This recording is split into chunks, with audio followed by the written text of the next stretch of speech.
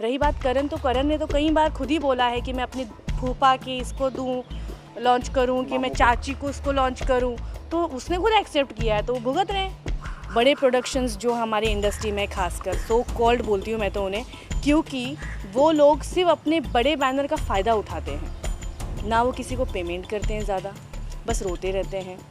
इन लोगों को समझ में नहीं आता ये लोग चाहते क्या हैं। ये लोग सिर्फ अपना एन्जॉयमेंट चाहते हैं या फिर इंडस्ट्री के लिए कुछ करना चाहते हैं, मुझे समझ में नहीं आता है।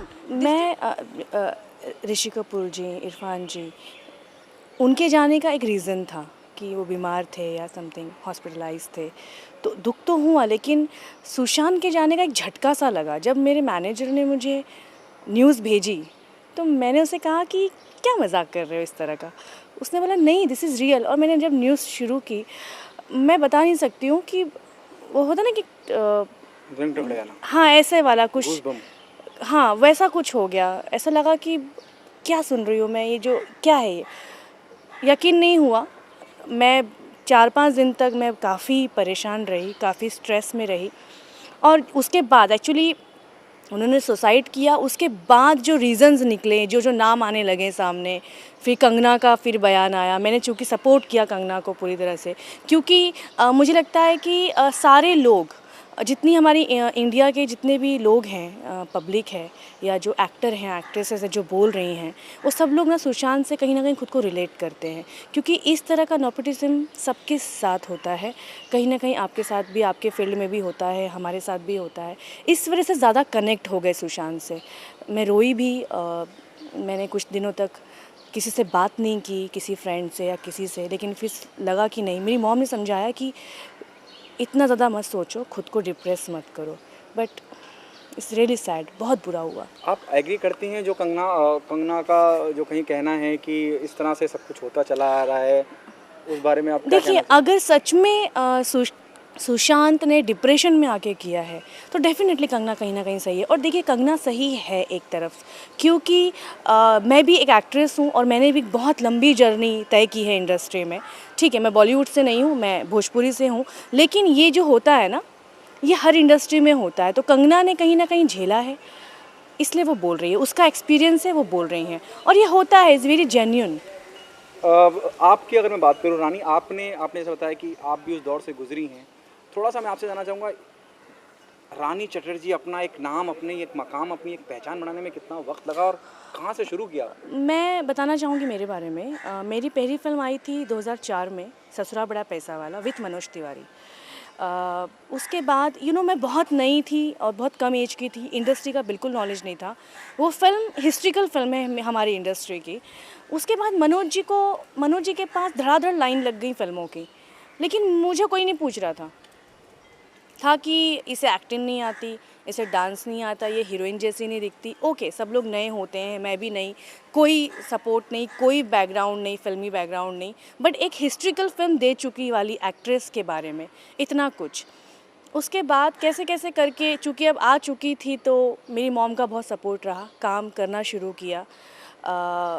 हीरो जो थे फिल्मों के, वो फिल्मों में कास्ट नहीं होने देते थे, क्योंकि उनको मैं हीरोइन जैसी नहीं लगती थी। कई बड़े बैनर्स आ गए, तो मैं कभी बड़े बैनरों में मैंने काम नहीं किया। ये भी कह सकते हैं कि उन लोगों ने मुझे कास्ट नहीं किया, और जब मैं कुछ बन गई तो फिर मैंने दिलचस्पी नहीं दिखाई उनके साथ काम करने में। हाँ, जो होता है स्टार्टिंग में बड़ा होता था कि यार इतनी बड़ी फिल्म में मुझे कास्ट नहीं किया। कई बार ऐसा हुआ कि बोला गया कि तुम हो फिल्म में, लेकिन किसी और हीरोइन के साथ शूटिंग शुरू हो गई और मुझे पता भी नहीं चला। तो ये स्टार्टिंग डेज में मेरे साथ काफ़ी हुआ। और एक टाइम ऐसा आया कि जो स्टार हीरो रहे हमारी इंडस्ट्री के, उनको, वो मेरे साथ फिल्म नहीं करते थे, क्योंकि मुझे ऐसा फील होता है, जो मुझे लोग बोलते हैं कि दो सुपरस्टार एक फिल्म में कैसे होंगे। क्योंकि मेरा अपना एक स्टारडम रहा। एक टाइम ऐसा आया कि मेरे पास ये था कि मैं अगर एक्टरों के साथ फिल्म नहीं करूँगी तो मैं करूँगी क्या? अगर ये एक्टर मुझे फिल्मों में मेरे साथ काम नहीं करेंगे, उनकी अपनी चॉइस होती थी। फिर आई डिसाइड कि चलो स्क्रिप्ट पर काम किया जाए, ना कि स्टार को इम्पोर्टेंस दी जाए। मैंने स्क्रिप्ट पे काम करना शुरू किया और मैं क्लिक हो गई। मीन्स लाइक वुमेन ओरिएंटेड फिल्में स्टार्ट हो गई। और मैंने अनगिनत, मुझे लगता है कि 50 से ज़्यादा एक्टरों को मैंने डेब्यू कराया मेरी फ़िल्म से, क्योंकि मैं समझती हूँ नया कलाकार का एक डेब्यू उनके लिए कितनी बड़ी बात होती है। तो 50 से ज़्यादा लोगों को मैंने डेब्यू कराया, तो इस तरह से मैंने अपना एक स्टैंड ले लिया। लेकिन होता तो सबके साथ है। उसके बाद कई एक्टर की मेरे साथ फिल्म कीजिए और एक चीज़ होती थी कि जो एक्टर मेरे साथ लॉन्च होते हैं, स्टार्टिंग में जब आते हैं तो उनको लगता है कि रानी चटर्जी के साथ लॉन्च होना चाहिए। लॉन्च होते हैं, उसके बाद जब वो स्टार बन जाते हैं तो उनकी अपनी चॉइस हो जाती है हीरोइन वाली कि हमें तो ये हीरोइन चाहिए, हमें तो वो हीरोइन चाहिए। तो मैं सुनती सब हूँ, बट मेरे पास काम ऑलरेडी था, मैं ऑलरेडी मेरा अपना एक था, इसलिए शायद मुझे उतना मैंने ध्यान दिया नहीं कि अब जाओ बड़े प्रोडक्शंस जो हमारे इंडस्ट्री में, खासकर सो कॉल्ड बोलती हूँ मैं तो उन्हें, क्योंकि वो लोग सिर्फ अपने बड़े बैनर का फ़ायदा उठाते हैं, ना वो किसी को पेमेंट करते हैं ज़्यादा, बस रोते रहते हैं। सो मैं जब स्टार्टिंग में उन लोगों ने मुझे अवॉइड किया, तो जब मेरी बारी आई मैंने उन्हें अवॉइड किया। आप ये कहना चाह रही हैं कि थोड़ा सा आप आगे बताओ। ओके। आप ये कहना चाह रहे हो कि निराश होने के बजाय, डिप्रेशन में जाने के बजाय अपने मौके का इंतज़ार करो। यस, मैं यही कहना चाह रही हूँ कि निराश होने के बजाय आप अपनी मेहनत इतनी जी जान से कीजिए कि आपको जब मौका मिले तो फिर छोड़ो मत। It's very simple. Starting days में जो मुझे बैड डांसर, इसकी शक्ल अच्छी नहीं है, ये हीरोइन नहीं दिखती है, इसे कपड़े पहनने का तरीका नहीं है, उसके बाद जब आपके पास सक्सेस आ जाती है ना, वाह you are a great dancer, what a stylish, क्या डायलॉग बोलती हो, हाय हाय, यू नो, सक्सेस के साथ ही ना कॉम्प्लीमेंट्स चेंज हो जाते हैं। तो मैंने अपने आप पर काम किया और इसमें सबसे बड़ा सपोर्ट मेरी फैमिली का रहा। कई बार ऐसा भी हुआ है कि एक शो, अवार्ड शोज़, मैं सबसे ज़्यादा फिल्में करने वाली एक्ट्रेस हूँ मेरी इंडस्ट्री की। आप भी अगर भोजपुरी की बात करेंगे तो सबसे पहला मेरा नाम आएगा एक्ट्रेसेस में। अवार्ड फंक्शंस में नहीं बुलाया जाता जल्दी, लेकिन किसी लड़की ने अगर टीवी में 2 एपिसोड भी किए हैं ना, और अगर वो उनकी स्पेशल है, तो वो अवार्ड में परफॉर्म करती नज़र आती है। मुझे प्रॉब्लम नहीं है, लेकिन मेरा सिर्फ ये कहना है, जो कंगना कह रही थी कि जो हम करते हैं उसके लिए तो आप लोग हमें रिस्पेक्ट दो, उसके लिए तो हमें इज्जत मान सम्मान दो। बाकी तुम लोग को जो करना है करो, अपने फूफा दादी चाचा चचेरी जिसको लाना है, जिसको भरना है भरो, बट हम जो अपने से कर रहे हैं आप उसको रिस्पेक्ट दो। यही कंगना का कहना था और ये मैं भी कहना चाहूँगी। टीवी का आपने जिक्र किया, इतना बड़ा शो का हिस्सा रहे हैं आप, और रोहित ने बड़ा अप्रिशिएट किया आपको, हमेशा हौसला अफजाई करिए जो शो के दौरान। मतलब अभी आपने वो जिक्र किया कि टीवी में आपने कुछ भी किया, आप तो बहुत कुछ कर चुकी हैं। बिल्कुल। How do you see this? मैं सबसे पहले कहना चाहूँगी कि मैं बहुत प्राउड फील करती हूँ कभी कभी, क्योंकि फिल्म, टीवी या कहीं पर भी मैं अगर हूँ तो मैं अपने दम पर हूँ। इसके पीछे किसी भी गॉडफादर का कोई हाथ नहीं है। और ओके सॉरी, मैं बहुत खुश हूँ। मुझे ऑफ़र जब आया तो मुझे यकीन नहीं हुआ कि खतरों के खिलाड़ी के लिए मुझे चुना गया है।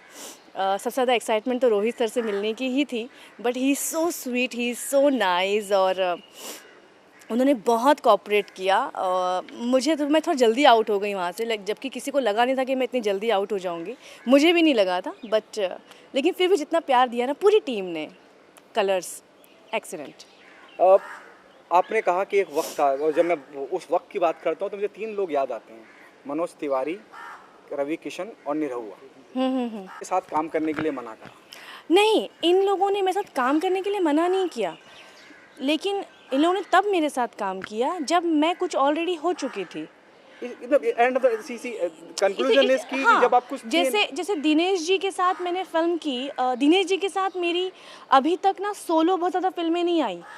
निरहुआ और मैंने वही फिल्में की जिसमें उनके अपोजिट कोई और हीरोइन, मेरे अपोजिट कोई और हीरो।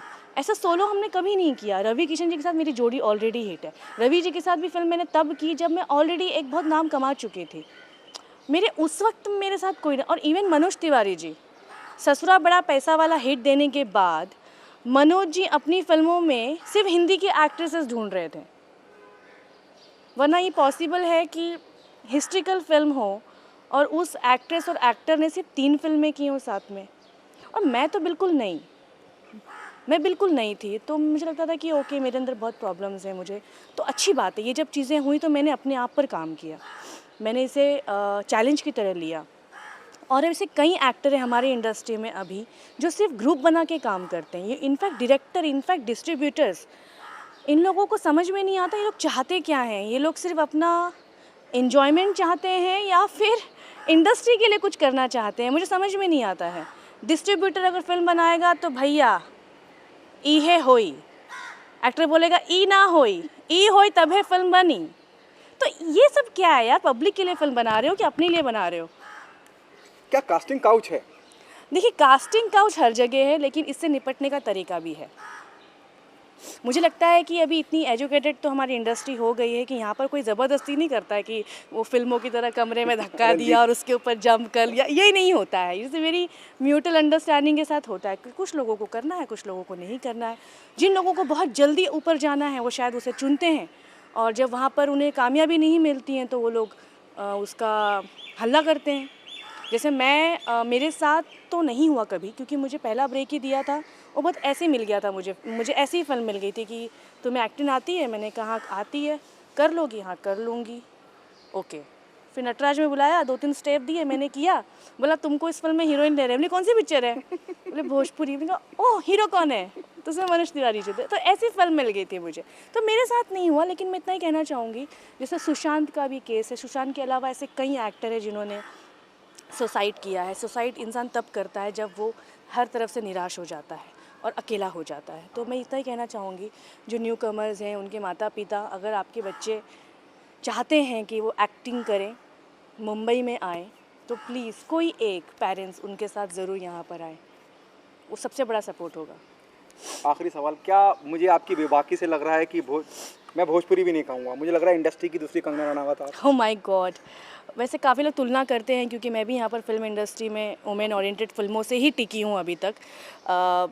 पिछले 10 सालों से मेरा करियर सिर्फ मेरे दम की फ़िल्मों पर ही चला है, जिसमें भी बहुत सारी प्रॉब्लम्स झेलनी पड़ी हैं मुझे। बस मे बी आप कह सकते हैं। आपने जैसे जिक्र किया कि बहुत सी लड़कियों को आपने मौका दिया क्योंकि आपने वो सफ़र, वो संघर्ष देखा था और आपने नहीं चाहा कि वो देखें, वो लड़कियां भी उस सब से गुजरे। बॉयज़, मैंने बहुत सारे लड़कों को एज अ हीरो लॉन्च किया है मेरे साथ। अच्छा, तो आप मानती हैं कि एक एक्ट्रेस होकर इतना सब कुछ सोच सकती है, जब मनोज तिवारी के कैलिबर के लोग वो इतना क्यों नहीं सोच पाते? और जब वो मतलब आज तो खैर वो अलग राजनीति देखिए, वगैरह वो में अभी चूँकि मेरे फ्रेंड हैं, मनोज जी मेरे दोस्त हैं, रवि जी भी मेरे दोस्त हैं, निरहुआ भी मेरे दोस्त हैं। मुझे लगता है कि वो लोग अपना कंफर्ट जोन सबसे पहले देखते हैं, और मैं अपना कंफर्ट जोन पहले नहीं देखती। मुझे लगता है कि नए टैलेंट को अगर मौका देना चाहिए तो मैं ज़रूर देती हूँ, लेकिन वो टैलेंटेड होना चाहिए। इंडस्ट्री में हर साल, हमारी इंडस्ट्री में हर साल अनगिनत लड़कियाँ लॉन्च होती हैं, लेकिन वो टिक नहीं पाती हैं, क्योंकि आप टैलेंट को मौका नहीं दे रहे हैं, वो लोग कुछ और चीज़ को मौका दे रहे हैं। ठीक है, अभी एक एक्टर का एक स्टेटमेंट आया था कुछ साल पहले, 1-2 साल पहले, कि कोई भी न्यू लड़की चलेगी फिल्म में, लेकिन जो इंडस्ट्री में लड़कियां वो नहीं चलेंगी। तो मैंने सोचा कि ये क्या बात है भाई? तो हम हीरोइनें भी बोल सकती हैं कि हमारे लिए यंग बॉयज़ लेकर आओ एक्टिंग के लिए, हम नहीं काम कर रहे भाई एजेंट्स के साथ, बुजुर्गों के साथ। सो ये कहने की बात है। तो इस तरह के स्टेटमेंट, ऐसे बेवकूफ़ी वाले स्टेटमेंट, हो सकता है कि आप मुझे बेबाक बोल सकते हैं। आखिरी बोल रहा हूँ मैं, सवाल आपसे पूछ रहा हूँ, जिस तरह का हो हल्ला मचा है सुशांत को लेके, सलमान को घसीटा जा रहा है, बिंग वुमेन है, जावेद अख्तर साहब हैं, करण जौहर हैं, सोनाक्षी ने ट्विटर छोड़ दिया। I don't know whether you are I know she left the Twitter.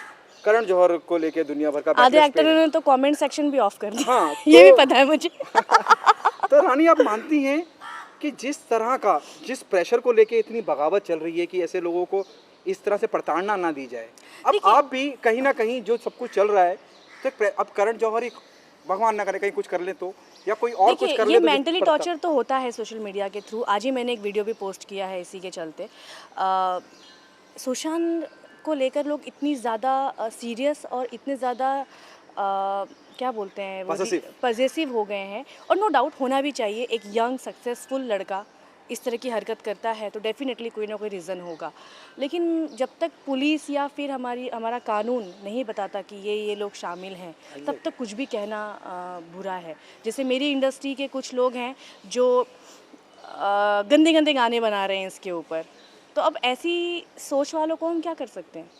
अरे कानून का इंतज़ार करो ना, उस पर कार्रवाई हो रही है। सही बात। रही बात करण, तो करण ने तो कई बार खुद ही बोला है कि मैं अपनी फूफा की इसको दूँ, लॉन्च करूँ, कि मैं मामू को। चाची को इसको लॉन्च करूँ, तो उसने खुद एक्सेप्ट किया है, तो वो भुगत रहे हैं। सलमान को लेके क्या कहें? सलमान, जहाँ तक सलमान खान की बात है, मुझे लगता है कि देखिए, कोई जैसे मैंने कहा कंफर्ट जोन हमारी इंडस्ट्री में भी है, उनका भी है कंफर्ट जोन, बट ये गलत है। टैलेंटेड लोगों को ज़रूर आगे बढ़ाना चाहिए, और आई थिंक मुझे लगता है कि इन सबको सोचना चाहिए इस बारे में। सुशांत के ही थ्रू आई थिंक आगे शायद चीज़ें सुधरें। खतरों का खिलाड़ी को लेकर ये कहा जा रहा है कि अक्षय और कटरीना कैफ आने वाले हैं। How excited you are? मैं बहुत एक्साइटेड हूँ। उस दिन बहुत सारी चीज़ें होने वाली हैं, क्योंकि 3-4 महीने बाद मैं कैमरा देखूंगी, सारे एक्टरों से मिलूंगी, एक्शन कट सुनूंगी with Rohit Shetty and Akshay Kumar and Katrina Kaif. Like dream come true. ये सोचा था आपने कि यहाँ तक सब कुछ आएगा? ये विश्वास था कि ज़िंदगी में कुछ बेहतर ज़रूर करूँगी, लेकिन ये नहीं पता था कि अपने दम पर करूँगी। तो ये जो दुगनी खुशी है ना, कि किया और अपने दम पर किया, ये बड़ी कमाल की है। खतरों का खिलाड़ी का आपकी फिल्मों का काम मैं अगर साइड में रख भी दूँ थोड़ी देर के लिए, आप मानती हैं खतरों का खिलाड़ी एक आपके करियर में एक नई उड़ान लेके आया, एक नया पहचान? देखिए, किसी एक्टर की लाइफ में ना लंबी उड़ान, लंबी ऊंचान जो आप बोल रहे हैं, ये उसके परफॉर्मेंस से आती है। खतरों के खिलाड़ी एक रियलिटी शो है, जिससे लोग वहाँ भी लोग मुझे जानेंगे जहाँ लोग मुझे नहीं देखते हैं, लेकिन जो उड़ान है वो तो एक बेस्ट परफॉर्मेंस से आएगी। तो आई थिंक मुझे वेट है एक बेस्ट परफॉर्मेंस वाले किरदार का। क्या आप हिंदी फिल्मों की तरफ रुख कर रही हैं? बिल्कुल, अगर मौका मिलेगा तो क्यों नहीं। किसी एक डायरेक्टर का जीवन चॉइस, जोया अख्तर, मैं जोया अख्तर फीमेल डायरेक्टर की बात आई कर रहा थिंक हूँ, इम्तियाज़ अली। इम्तियाज़ अली के साथ। आई थिंक जब भी मैं 2 बनाए वो तो डेफिनेटली मैं करना चाहूँगी। Thank you.